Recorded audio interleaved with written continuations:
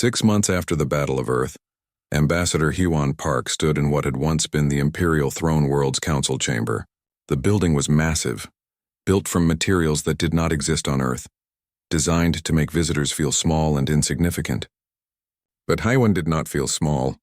She felt tired, but she also felt hope for the first time since this all began. Around the circular table sat representatives from 40 different species. Some were humanoid, some were not. Some breathed oxygen, some breathed methane, but they all had one thing in common. They had all been conquered by the Empire, and they had all watched humanity do the impossible. The Galactic Confederation, Hywen said, gesturing to the document displayed on the holographic projector, will be based on principles of equality and mutual respect. No species will rule over another. No empire will dictate terms to the weak. Every world will have a voice. Every culture will be protected. A delegate from a species called the Velnar raised a tentacle. And military protection? The empire may be broken, but it still exists. What happens when they rebuild their fleet and come for revenge?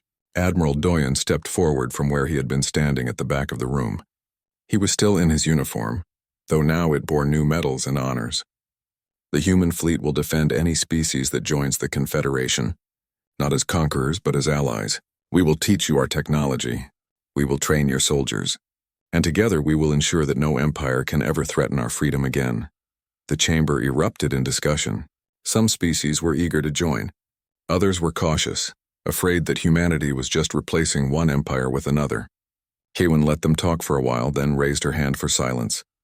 I understand your fears, she said. For 3,000 years, the Empire promised protection and delivered slavery. But humanity does not want subjects. We want friends. We want partners. We want a galaxy where our children can grow up without fear of conquest. A small delegate from a species that looked like walking crystals spoke up. Why should we trust you? You defeated the Empire in battle. What stops you from becoming the new Empire? Hywen smiled sadly. Our history stops us. We know what it is like to be oppressed. We fought wars against tyranny for thousands of years on our own world. We nearly destroyed ourselves fighting over who should rule and who should serve. We learned painfully and bloodily that freedom is worth more than power. That lesson is burned into our culture. We will not forget it.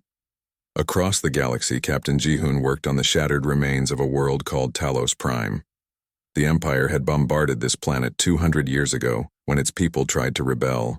The survivors lived in underground cities, emerging only to scavenge resources from the poisoned surface. Jihoon and his crew from the Indomitable spent their days helping to rebuild. They brought water purification systems. They brought food synthesizers. They brought medical equipment and construction drones. They brought hope. A Talosian child no more than 8 years old by human standards approached Jihoon as he supervised the construction of a new dome structure. The child's skin was pale from living underground and her eyes were too large for her face. Are you really going to help us? The child asked in broken standard, the common language the Empire had forced everyone to learn. Jihoon knelt down to her level. Yes, that is a promise. Why? The Empire said humans were just another conquered race. But you beat them. You could make us serve you. Jihoon thought about his answer carefully. My daughter is about your age. She lives on Earth. When the Empire came, I fought to protect her future. Every parent in the galaxy wants the same thing, to give their children a better world than they had. That is what we are trying to do, build something better. The child thought about this, then smiled. It was the first smile Jihoon had seen on a Talosian face. Thank you, she said simply. In a prison facility on the moon, former Lord Vexthor sat in a cell that was comfortable but secure. He had been treated well by his captors, given food that met his species' needs, given access to information about the galaxy. But he was still a prisoner, and that burned in his heart like acid. The door to his cell opened and Ambassador Hywen entered. She carried a data pad and 2 cups of what appeared to be tea, though Vexthor suspected it was something compatible with his biology. I brought you something to drink, she said, setting 1 cup on the table near him. Your people call it thermal essence. Our scientists synthesized it based on Imperial records. Vexthor stared at the cup, then at the human. Why, I tried to destroy your world. I would have killed every human if I could. Hywen sat down across from him. Because treating prisoners well is what separates civilization from barbarism. You are our enemy. but you are still a living being deserving of basic dignity. The Empire would never show such weakness. Then the Empire was wrong. Hywen took a sip of her own tea. I came to ask you a question if you are willing to answer. Vexthor gestured with one of his 4 hands. I have nothing but time now. Ask. Why did you keep fighting? After Mars colony, after we demonstrated our technological advantage, why did you commit your entire fleet to attack Earth? You must have known the odds were poor.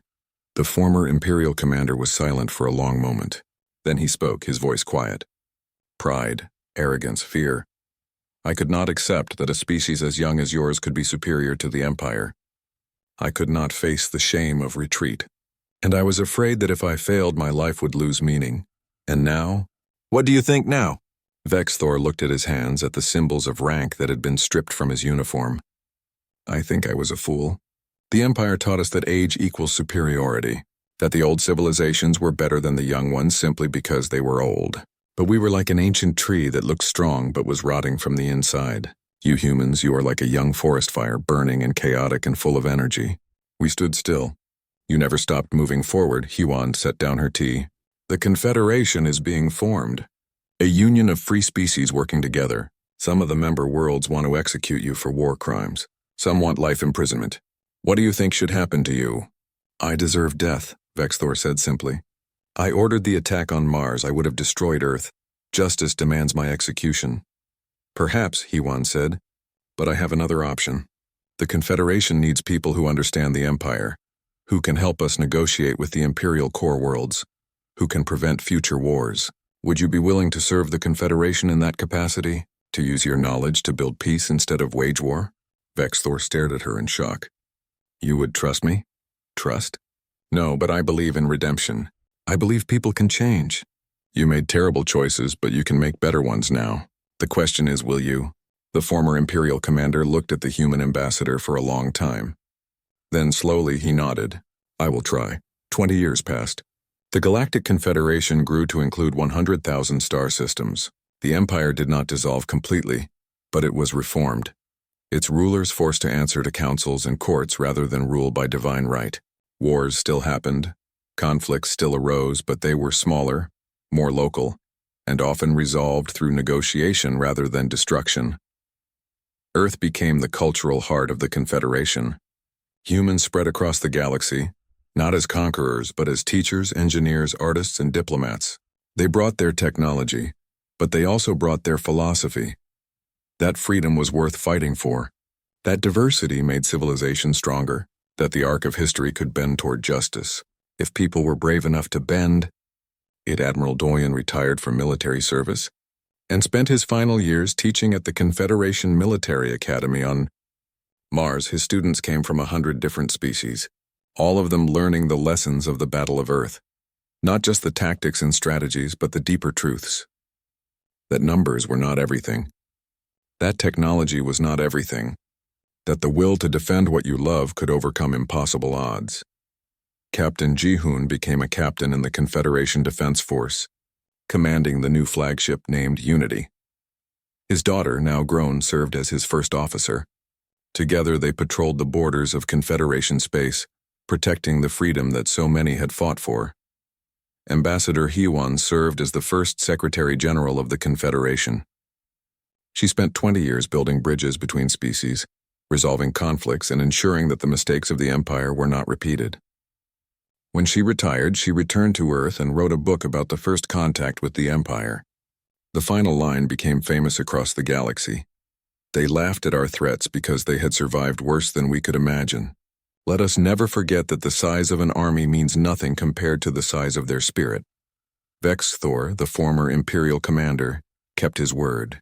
He spent 2 decades working with the Confederation, helping to negotiate peace treaties, explaining imperial politics, and teaching young diplomats about the dangers of arrogance and stagnation. He never forgot his crimes, but he tried to balance them with good works. When he finally died, old and weary, the Confederation gave him an honorable burial, not because he deserved it, but because they believed everyone deserved the chance to be remembered for what they became, not just what they were. The Imperial fleet emerged from faster-than-light travel at the edge of Earth's solar system, like a swarm of locusts descending on a field. 300 warships, each one a masterpiece of ancient engineering, each one carrying enough firepower to level a continent. They moved in perfect formation, a wall of metal and death that had broken 47 civilizations. On the bridge of the Indomitable, Captain Ji-hoon watched the sensors light up with target markers. 300 red dots against 89 blue ones. The mathematics were simple and brutal, but mathematics had never been humanity's strong suit. Humanity's strength was stubbornness. "All ships report ready," Lieutenant Borum said from her station. Her hands were steady, but Ji-hoon could hear the slight tremor in her voice. She was afraid. They were all afraid. That was good. Fear kept you sharp. Fear kept you alive. Admiral Doyen's voice came through the communication system, calm and clear. "All ships, this is command. Battle Plan Delta is now active. Remember your training. Trust your crews. And most importantly, trust each other. Today we show the galaxy who we are." The human fleet did not wait for the Empire to fire first. That was another lesson from humanity's long history of warfare. The side that strikes first often wins. The Earth ships spread out, abandoning the tight formation that the Empire expected. They scattered across space like seeds in the wind, each one moving independently but coordinated through constant communication. Lord Vexthor watched from his flagship and felt confusion wash over him. What are they doing? That is not a defensive formation. They are making themselves vulnerable. Rathmin studied the displays with growing unease. "Commander, I do not think they are defending. I think they are attacking." "Attacking? With 89 ships against our 300? That is suicide." But even as he spoke, the human ships opened fire. Railguns launched tungsten rods at incredible speeds. Missiles accelerated on paths that made no sense, curving and weaving through space. And everywhere, electronic warfare signals filled the void, jamming Imperial sensors and communications. Dr. Minji Lee had worked for 72 hours straight to develop Earth's secret weapon. It was not a gun or a missile. It was something the Empire had banned 3,000 years ago because it was too dangerous, too unpredictable. It was artificial intelligence designed specifically for combat coordination. The AI did not control the human ships. That would have been illegal under Earth's own laws. But it connected them, sharing tactical data at the speed of light, predicting enemy movements, coordinating attacks with a precision that no human commander could match.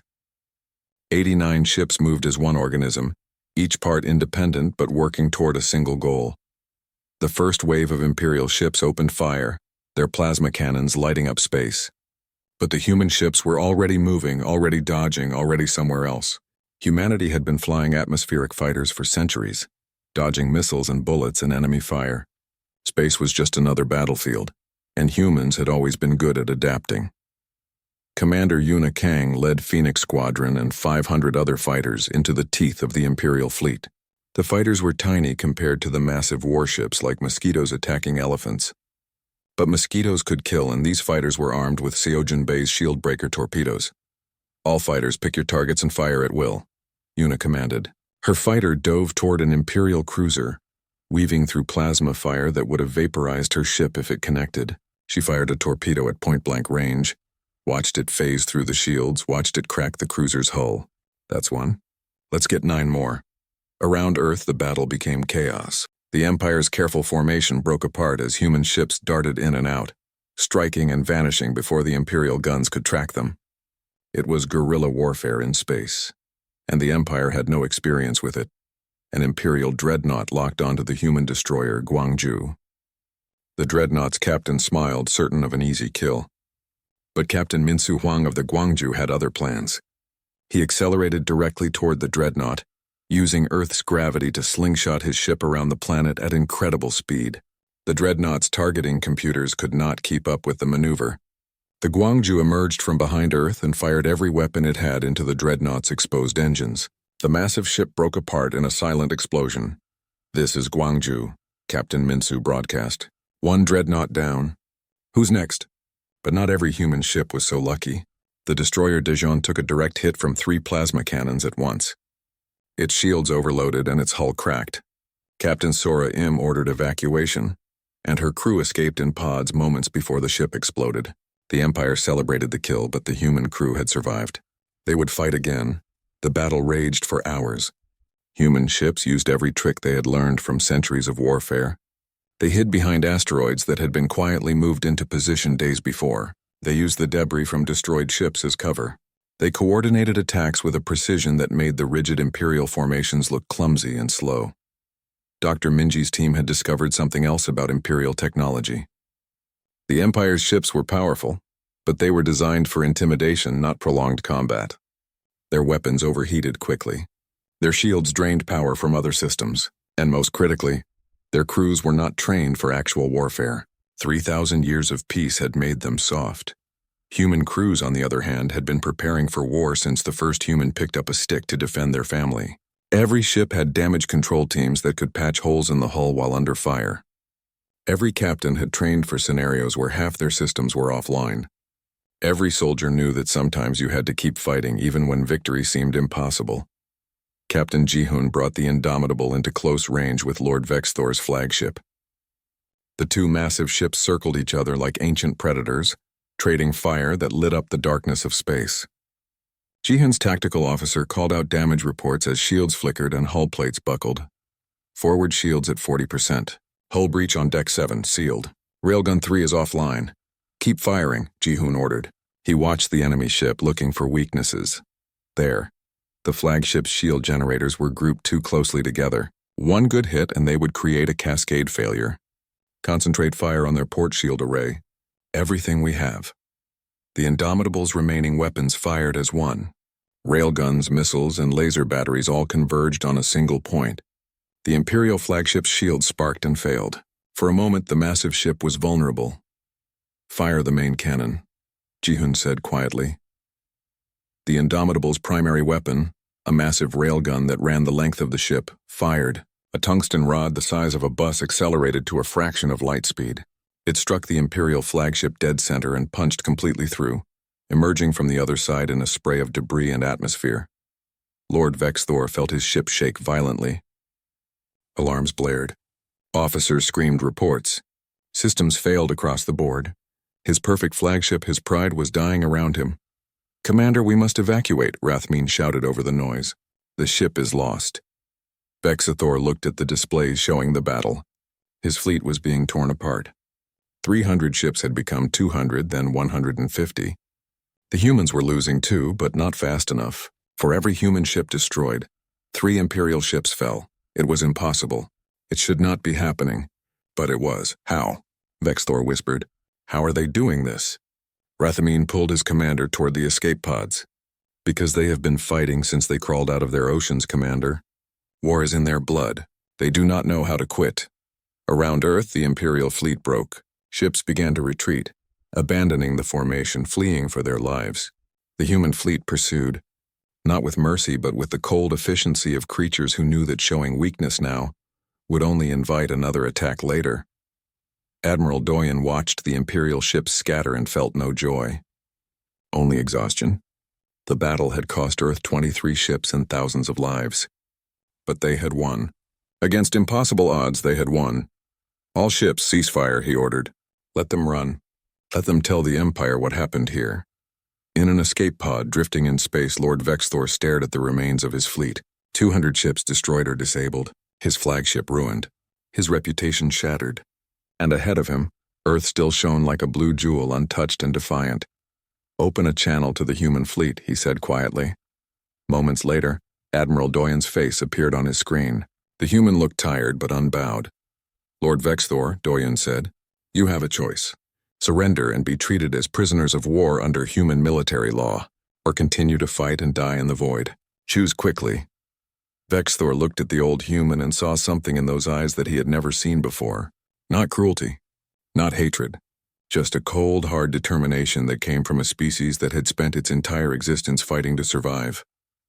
"I surrender," Vexthor said, and the words tasted like ash in his mouth. The fleet surrenders. For the first time in 3,000 years, the Galactic Empire had been defeated. The news spread across the galaxy at the speed of light, carried by the fleeing Imperial ships. The 72-hour deadline passed like a storm rolling over the ocean. Lord Vexthor sat on his command throne aboard the Imperial flagship, his forearms gripping the armrests until his knuckles turned white. Around him, his officers waited in tense silence. They had all watched the recordings of the Soul's Pride humiliating 3 of their best dreadnoughts. They had all read the reports. But Lord Vexthor refused to accept what those reports suggested. They had 72 hours to surrender, he said, his voice echoing through the bridge. They chose defiance. Now they will learn the price of their arrogance. His second-in-command, Rathmeen, stepped forward carefully. Commander, perhaps we should reconsider.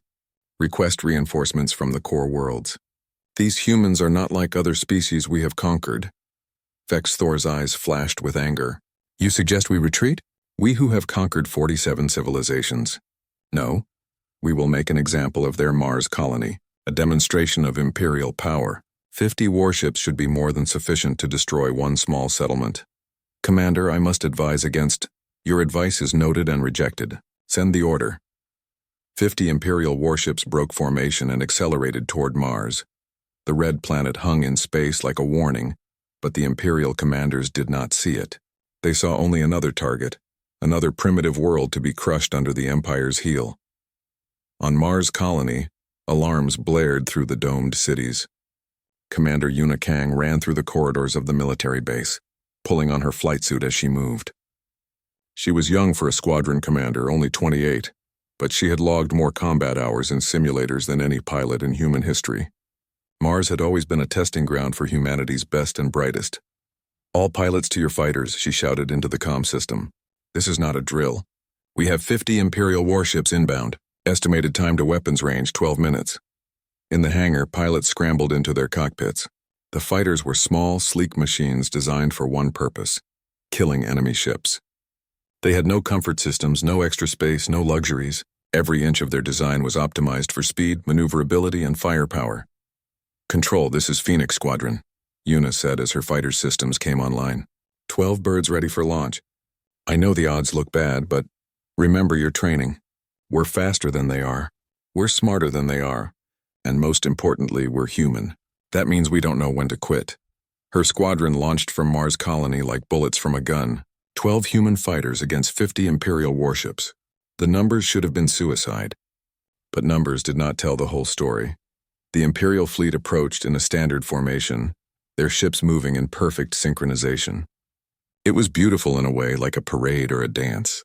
They had used this formation for 3,000 years. It had never failed. Yuna smiled inside her helmet. Phoenix Squadron split by pairs. Alpha pattern. Make them work for every inch of space. The human fighters scattered, breaking formation in a way that would have horrified traditional military tacticians. But humanity had learned long ago that rigid formations made easy targets. The 12 fighters moved like a school of fish, each one independent but connected to the others through constant communication and shared tactical data. The Imperial ships opened fire.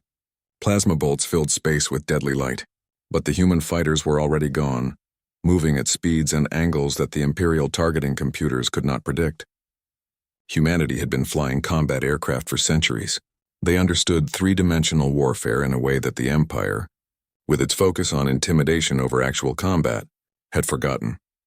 Yuna's fighter screamed past an Imperial dreadnought, so close that she could see individual hull plates. She fired a burst from her railgun, stitching a line of holes across the ship's shield generators.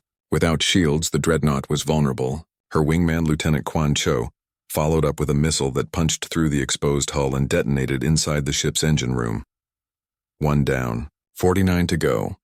Engineer Seojin Bei watched the battle from Mars Colony's command center. He had spent the past 3 days working without sleep, modifying torpedoes based on Dr. Minji Lee's research. The new weapons exploited a fundamental flaw in Imperial shield technology. The Empire's shields were powerful but inflexible, operating on a fixed frequency that had not been changed in centuries. Phoenix Squadron, this is Control, he broadcast. New weapons are loaded and ready. Designation Shield Breaker torpedoes. They will phase through Imperial shields, arm and fire at will. Yuna received the message and felt a surge of hope. All fighters, you heard the man. Switch to shield breakers. Let's show these invaders what happens when you threaten human homes. The next wave of torpedoes launched from the human fighters did not explode against the Imperial shields. They passed through as if the shields did not exist and detonated against the hulls themselves. Imperial ships staggered under the assault, their armor cracking, their systems failing. The Imperial commanders panicked. This was not supposed to happen. Their shields were impenetrable. Every species they had conquered had spent years trying to break Imperial shields and failed. But these humans had done it in 3 days. Retreat, one of the Imperial captains broadcast. Fall back to the main fleet. But Yuna was not about to let them escape. Phoenix Squadron, press the attack! Don't let a single ship make it back to tell the tale. The battle that followed was brutal and short. Human fighters danced through space, their pilots pushing their machines to the absolute limit. Ships that should have been impossible to dodge were dodged. Weapons that should have been impossible to evade were evaded. And one by one, the Imperial warships fell. Lieutenant Quan Cho's fighter took a hit from a plasma cannon. His shields absorbed most of the damage, but his engines sputtered. Phoenix Lead, this is Phoenix 7, I'm hit. Engines at 40%. Fall back to Mars, 7, Yuna ordered. The rest of you stay focused, but Quan had other ideas. His fighter was damaged but not destroyed, and ahead of him, an Imperial carrier was trying to launch additional fighters. He made a decision that Captain Ji-hun would have understood. He made a decision that every human throughout history had made when their backs were against the wall. Negative, Phoenix Lead. I have 1 shot left. Quan, don't. But he was already moving. His damaged fighter accelerated toward the Imperial carrier, dodging defensive fire with moves that should have been impossible with failing engines. At the last moment, he activated his ejection system, launching himself clear in an escape pod. His fighter, now a guided missile, crashed into the carrier's hangar bay and exploded. The carrier broke apart in a spectacular explosion of light and debris. Good shot, 7, Yuna said quietly. Recovery team, pick up that pilot. He's buying drinks for the entire squadron when we get back. The battle lasted 37 minutes. When it ended, all 50 Imperial warships were destroyed or disabled. Mars colony had not received a single hit. Phoenix Squadron had lost 2 fighters, but both pilots had ejected safely. On the Imperial flagship, Lord Vexthor watched the recordings of the battle with growing horror. 50 ships, 50 of his best warships gone, defeated by 12 primitive fighters and a handful of torpedoes. This is impossible, he whispered. Rathmin stood beside him, his expression grim. Commander, we are receiving urgent messages from the core worlds. The Emperor himself has ordered us to withdraw and reassess. Withdraw? Vexthor stood up, his forearms trembling with rage. We do not withdraw. The Empire does not retreat from primitives. These are not primitives, Commander. They are something we have never encountered before. But Vexthor's pride had been wounded too deeply. He had been humiliated twice now by these humans. First the Soul's pride, now Mars colony. If he retreated now, his career was over. His reputation would be destroyed. He would be remembered as the commander who failed to conquer a species that had only reached the stars 50 years ago. Send word to the entire fleet, he said, his voice cold and hard. We attack Earth with everything we have. 300 warships. I want that planet reduced to ash. I want every human city burned. I want their species erased from the galaxy. No more demonstrations. No more warnings. Total war. His officers looked at each other nervously, but none of them dared to argue. The order went out. 300 Imperial warships began moving toward Earth, leaving the rest of the fleet to guard their rear positions. On Earth, Admiral Doyon received the report and allowed himself a small smile. They took the bait, he said to the officers gathered in the war room. Vexthor's pride will not allow him to retreat. He is committing his entire invasion force to attack Earth. Ambassador Hewan stood beside him, watching the display showing the approaching Imperial fleet. 300 ships against our 89. You're sure about this? No, Doyon admitted honestly. But I am sure that if we run, they will hunt us across the galaxy. Better to make our stand here and now. Better to show them that humanity will never surrender. He activated the fleet-wide communication system. His face appeared on every Earth warship, every station, every command center. Millions of military personnel looked at their screens and saw their admiral, old and tired but unbroken. Dr. Minji Lee had not slept in 36 hours.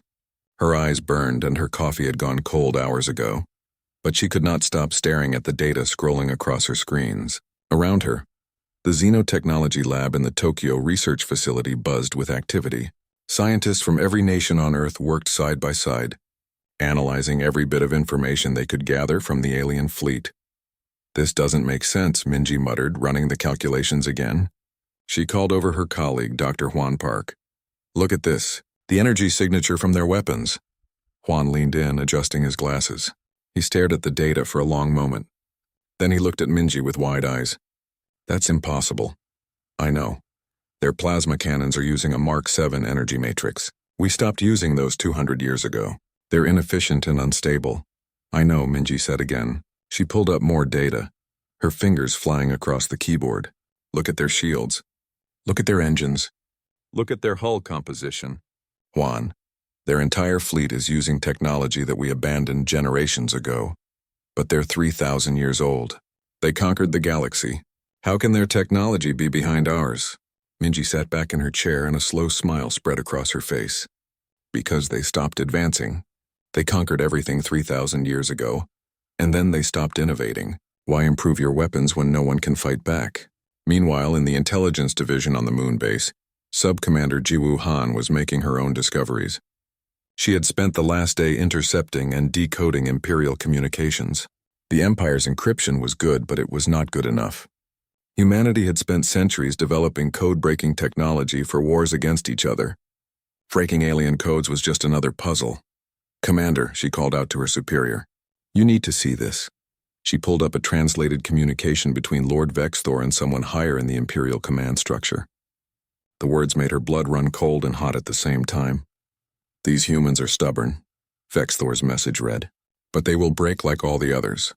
I have never seen a species resist beyond the third display of force. The biological data suggests they are fragile creatures. Their lifespans are short. Their bodies are weak. They should be terrified by now. The response from Imperial Command was even more interesting. Exercise caution. The humans achieved faster than light travel in less than 50 years of space exploration. This is unprecedented. Most species take 500 years minimum. We do not understand how they accomplish this. Jiwoo read the messages 3 times to make sure she understood correctly. The Empire was worried. They were trying not to show it.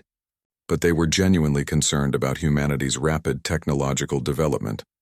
She compiled her findings and sent them directly to Admiral Doyen. On the bridge of the Indomitable, Captain Ji-hoon received the same reports. He read them carefully, then read them again. Around him, his crew worked at their stations preparing for battle. Everyone knew it was coming. The only question was when. Lieutenant Borum, he said, get me Admiral Doyen on a secure channel. The Admiral's face appeared on the screen moments later. Ji-hoon could see the war room behind him, full of officers planning strategies and running simulations. Captain, Doyen said, I assume you've read the intelligence reports? Yes, sir. If the reports are accurate, we have a significant technological advantage. That's what Dr. Minji Lee believes as well.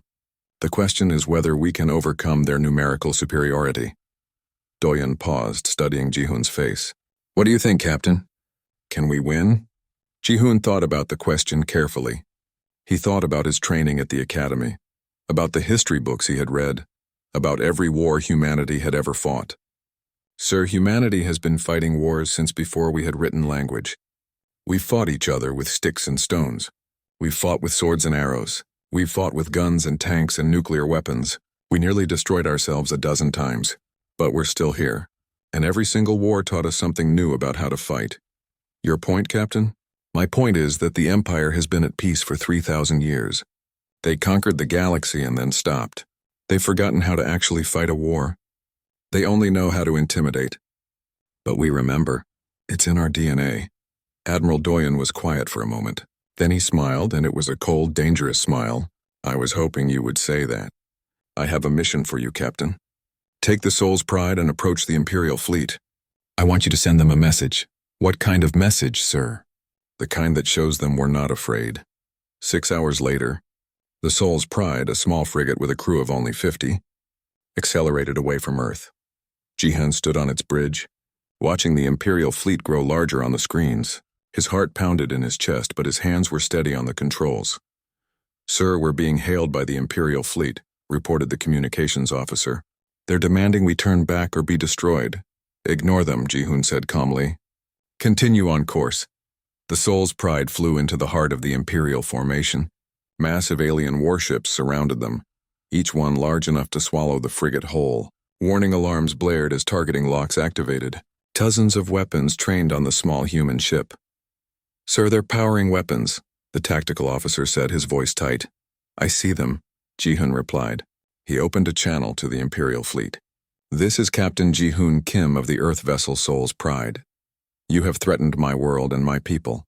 I am here to show you why that was a mistake. He did not wait for a response. His fingers flew across the controls. The Soul's Pride had been equipped with humanity's latest weapons, technology that had been developed in secret for years.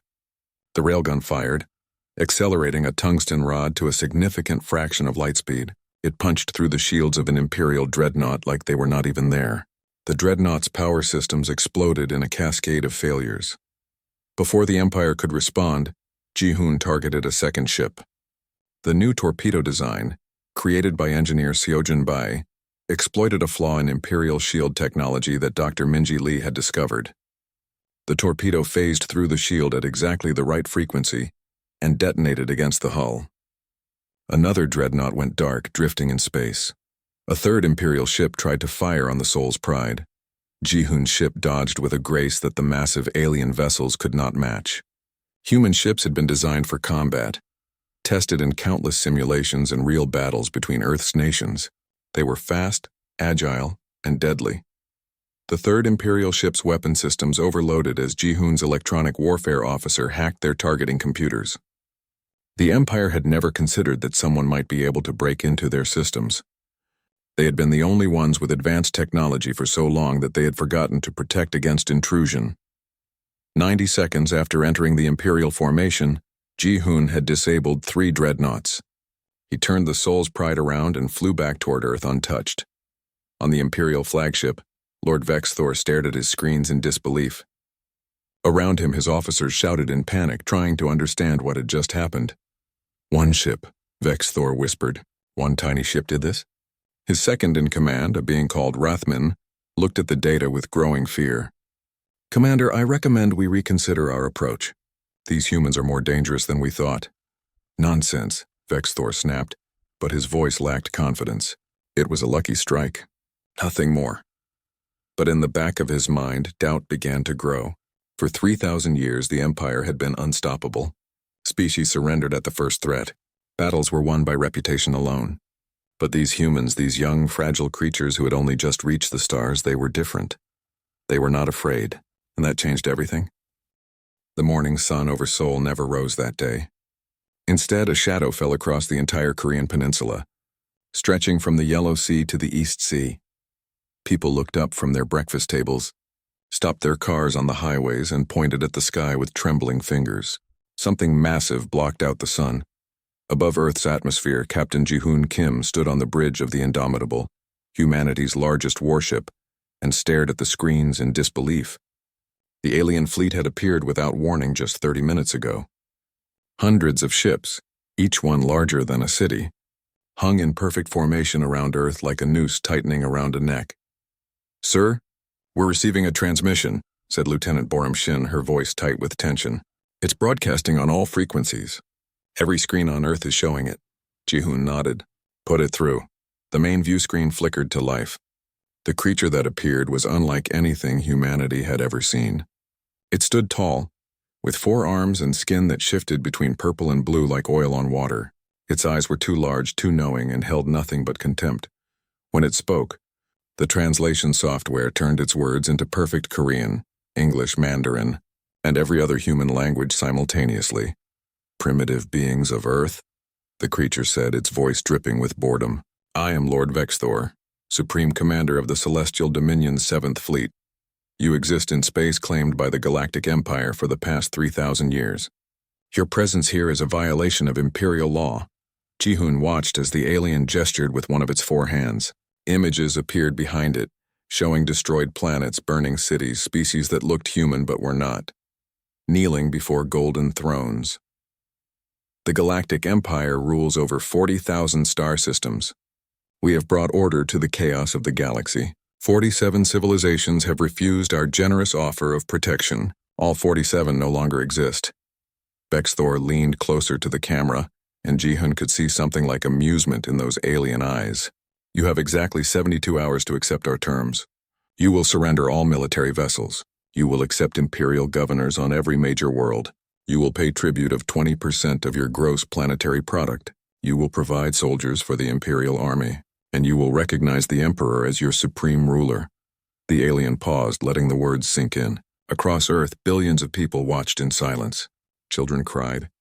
Adults felt their stomachs turn to ice. This was what humanity had feared since the day they first looked at the stars and wondered if they were alone.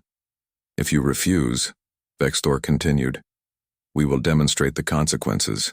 Your cities will burn. Your oceans will boil. Your mountains will turn to glass. Humanity will become a warning tale we tell to other species who think they can defy the Empire." The creature smiled, showing too many teeth. "We have destroyed 47 civilizations. What makes you think you will be different? You have 72 hours. Use them to say goodbye to the world you know." The transmission ended. For a moment, silence filled the bridge of the Indomitable. Then everyone started talking at once. "Sir, what do we do?" asked Lieutenant Borum. Jihun looked at his crew. Young faces, scared faces, but determined too. He thought about his daughter back in Busan, probably watching this same broadcast in her school. He thought about his parents in their small apartment in Incheon. He thought about every human being on Earth and in the colonies, all of them waiting to see what would happen next. "We wait," he said quietly. "This decision is above our pay grade." Far below, in the Geneva orbital station, Earth's leaders gathered in an emergency meeting. Admiral Doyen Choi, head of Earth's Unified Space Command, stood at the head of the table. He was old, his hair more gray than black, but his eyes were sharp and alert. Next to him sat Ambassador HFY Park, Earth's chief diplomatic officer. She was younger, in her 40s, known for her sharp mind and sharper tongue. "We have to negotiate," said the representative from the European Union. "We can't fight them. Look at their fleet. We have maybe 300 warships. They have thousands. If we surrender, we lose everything," countered the African Union delegate. "They want our children as soldiers. They want to rule our governments. That's not protection. That's slavery." The arguments went back and forth for hours. Some wanted to fight. Some wanted to surrender. Some wanted to run, to evacuate Earth and start over somewhere else. Admiral Doyen listened to all of them, his face showing nothing. Finally, Ambassador Hyuan stood up. The room fell silent. Everyone knew her reputation. She had negotiated peace between the Mars colonies and Earth. She had prevented 3 wars in the past decade alone. When she spoke, people listened. "We need to respond," she said simply. "Not in 72 hours now. Every minute we wait, we look weaker." "What do you suggest?" asked Admiral Doyen. Hyuan smiled, and it was not a nice smile. It was the smile of someone who had just realized something funny. "I suggest we tell them the truth, which is that they picked the wrong species to threaten." 2 hours later, every screen on Earth broadcast again. But this time, it was not an alien who appeared. It was Ambassador HFY Park, sitting calmly in a chair in the Geneva station, looking as relaxed as if she was having tea with friends. "Lord Vextor," she began, and her tone was polite, but her eyes were cold. "Thank you for your message. Humanity has considered your offer of protection." She paused, and then she did something that shocked everyone watching. She laughed. Not a nervous laugh, but a genuine, amused laugh that came from deep in her belly. "You threaten us with destruction if we don't surrender. You show us images of species you've conquered. You tell us we have 72 hours to give up everything that makes us human." She leaned forward, and her smile was sharp as a knife. "You're going to have to do better than that." Across Earth, people held their breath. In the alien fleet, Lord Vextor stared at his screen in confusion. In 3,000 years of conquest, no species had ever laughed at the Empire's threats. 72 hours, HFY said. "We'll see you then." The broadcast ended. The countdown began. And humanity prepared for war.